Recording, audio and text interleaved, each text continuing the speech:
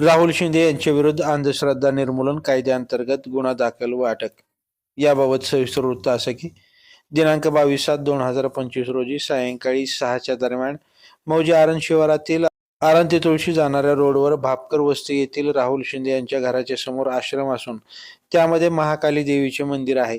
राहुल शिंदे हा त्यांचे भक्त मठात आल्यानंतर भक्तांना आजार बरा करतो. संतान प्राप्ती, पूजा, विवाह, तंत्रपूजा, नोकरी व व्यापार तंत्र, हवन पूजा, महाकाली ऑनलाईन तंत्र होऊन अनुष्ठान पूजा, महिला आकर्षण, वशीकरण, संमोहन पूजा अशा प्रकारचं अघोरी कृत्य करून भक्तांना आकर्षित करून घेतो अशी गोपनीय माहिती मिळाल्यानं व राहुल शिंदे यांच्या विरोधात तक्रारी अर्ज प्राप्त असल्यानं टेंभुर्णी पोलीस ठाण्याकडील दक्षता अधिकारी पोलीस निरीक्षक नारायण पवार यांनी सहाय्यक पोलीस निरीक्षक गिरीश जोग यांना कारवाई करण्याचे आदेशित केले होते.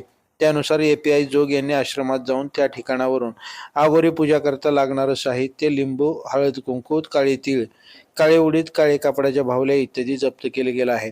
त्यानंतर आश्रम चालक राहुल रामचंद्र शिंदे उर्फ राहुल अघोरी दादा राहणार आरण तालुका माडा याच्या विरुद्ध एपीआय गिरीश जोग यांनी अंधश्रद्धा निर्मूलन कायद्याअंतर्गत गुन्हा दाखल केला आहे.